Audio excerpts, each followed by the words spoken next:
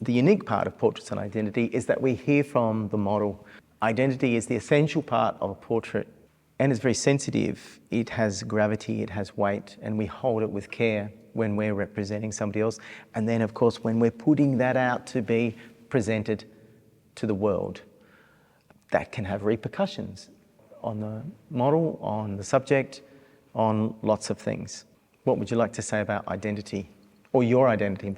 Well, as a person, I'm Harjit, born in New Zealand. Most people probably assume I'm a migrant, and I like to always make it into a joke that my migrant story was from New Zealand to Australia, and that usually raises more questions to say, well, how'd you get to New Zealand? And so my parents obviously got me there, and parents are from India. They left a while back to go to the Middle East to work in Bahrain, and my older sister was born there. I was born in New Zealand, and then my younger sister was born in Perth. And I moved here when I was 4 years old. But a big part of my identity goes back a little bit further, like where my grandparents came from. They came from a region which is now in Pakistan, not in India, and they were part of something called the Partition. Partition happened after World War II, 1947. It was the largest mass migration of all time. It was 15 million people had to move because a line was drawn that separated people because of their religion. And so my grandparents had to move from the north to now what is India. And I like to consider myself Australian, as well as being a Sikh, which is my faith. And that's where I suppose the most visual marker of being a Sikh is the turban, or a male Sikh at least, but not all Sikhs, or not all female Sikhs wear turbans. Turbans these days are associated mainly with, unfortunately, mainly with terrorism, but turbans have been around in this country certainly actually longer than the akubra. And so it's always been associated with people that you can trust. And that's really what the turban stands for. It's someone that you can go and ask for help, and that person isn't allowed to refuse that help. So when I tie my turban every day, it's a reminder that I treat everybody equally. So yeah, that's a bit of background on my sort of faith and identity. I'm a father. That's changed my life completely. I think it's given me a lot of perspective of what's important in life. Work is no longer number one, I can guarantee you that. For work, I spent the first 7 years of my career helping large companies minimise their tax that they pay in Australia. These days I work for the government to actually try to make sure that those large companies are paying the right amount of tax, I should say. So that's my day-to-day job. And then you look at around the world and my relationship with the world. There's an element of me when I go back to India, I feel at home. I go to New Zealand, I feel at home. And when I come here, you know, this is my home down the road, growing up a few kilometres from here in the suburbs of Leeming.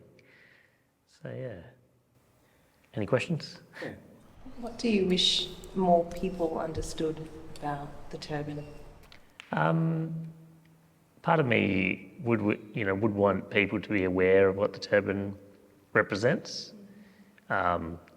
Always try to break myths about people understanding just how long the turban's been in Australia. And that's why I say things like it's been here longer than the akubra, just to get people interested.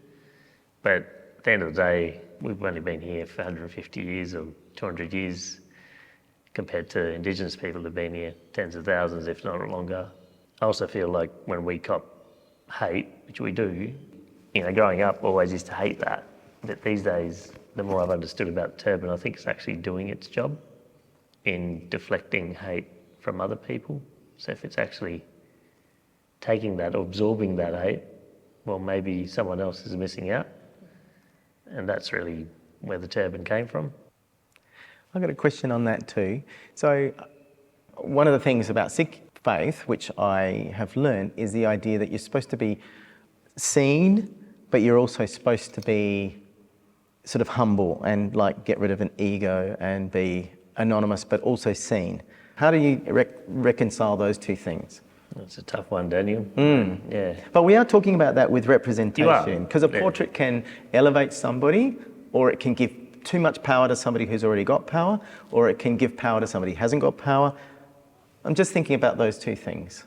Yes. I think portraits giving prominence to something can be dangerous, because you could be highlighting something that that person might not want to highlight themselves. And so when I go around wearing a turban, I don't go around screaming, I'm a Sikh, I'm a Sikh, I'm a Sikh on top of that, do I? No. Because it's already there. Yeah. Similar to you've got blue hair currently, right? Yeah. Until I've mentioned that, I don't recall anyone saying anything about it other than noticing it and just getting on to getting to know you and understanding who you are through your actions. And I think so my turban is there as a visual reminder, I think, to myself. Do you think the turban creates a space that lets other people be safe? Like, as in, you're allowed to be different if you want to be different? Oh, I think there's that element of championing change. It all goes back, without getting too religious, but we had 10 living gurus, and the 9th guru was beheaded in the streets of Delhi, and he was killed because he was challenging the idea that everybody's equal and we shouldn't let people bully other people and tell them what they should do in their lives. And his young son watched as he was beheaded, and no one came to collect the body or the head because everyone was fearful of the repercussion. And so, the turban came out of that. It was identity, that no one should be able to hide when something wrong is going on in society.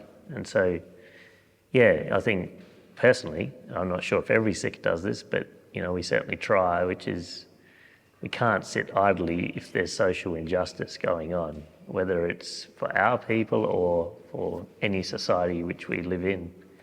We must stand up, we must fight for them. Because as soon as you do that, it's amazing.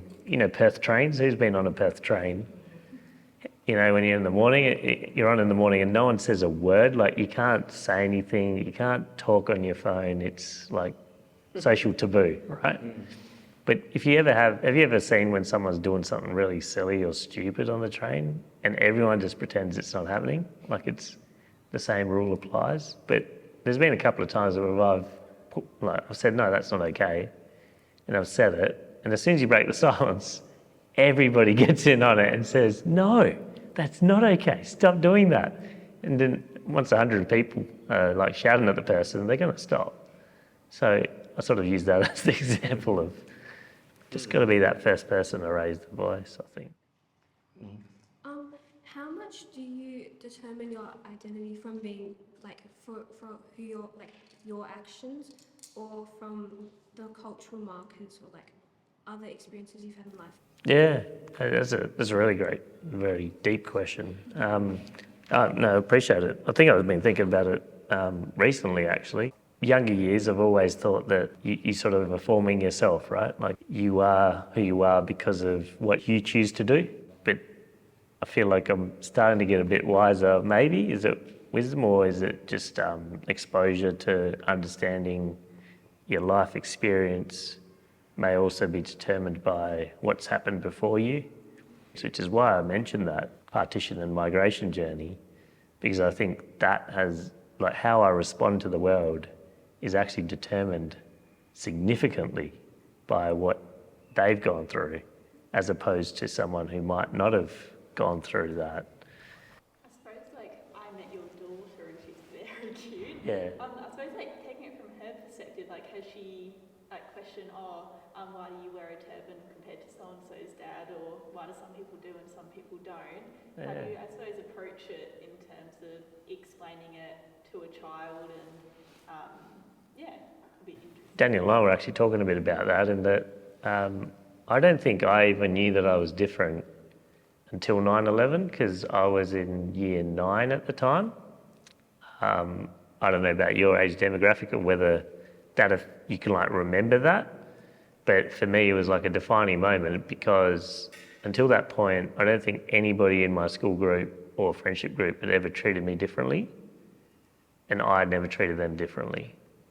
But we had this moment in the playground at school where we used to play soccer every day, and like the kids, like we had like a defining line occur, where one guy actually said, people who support terrorism stand on that side for the team selection, and like people who like fight against terrorists sit on this side.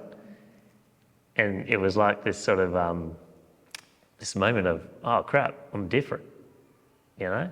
So I don't think kids actually see the difference. I don't think, like they probably see visual differences, but I don't think they care about them. I don't think, my daughter hasn't actually asked me other than to say, you've got a bug. So yeah, I think I would hope that she wouldn't care much about it until a lot later on, you'd hope, but I'd still teach her a little bit about it. Just to draw it in, now the portrait goes on the wall and there's always the accusation that it's like an exotification of that. Do you think there's a space for the idea that art and portraiture can create a respectful discussion? And Absolutely. if that is the case, how does it do it best? I think we're doing it right now, Daniel. Yeah. And like, I wouldn't have these conversations with strangers, right? So these people, they're not strangers anymore, right? And similarly, I think just looking at people in the friendly faces now, they've got some questions, sure, some additional questions, but potentially what we've done is break a few barriers. You could rush and say, if you put that on the wall, that's a white person drawing something exotic, and you leave it there. But the reality is that we've shared something special there, and more of that needs to occur, because otherwise, if it's only Sikh men who can draw Sikh men, and you know, Indigenous people who can draw Indigenous people, like, we'll never, comes back to that polarisation where just reinforcing your own belief system. We need to have that cross-cultural and intercultural discussion. Yeah. Well, I guess in the background information, the background story, we've been friends for about 10 years. So we've been on a journey together to really explore this. And the idea that the process is actually far more important than the outcome. That's right. I mean, if you put that up on the wall, I would hope that maybe a few Sikh members would come along, or some Punjabi or Indian people would come along, and they might start talking to someone else from a different background while looking at it. And they'll create another discussion and create another discussion. And even if it creates a little bit of a ripple of questioning, that's what you want. Well, certainly that's what I want. Yeah. Thank you. Thank you. Thanks, Daniel. Wow, that was big and heavy. Thank you very much.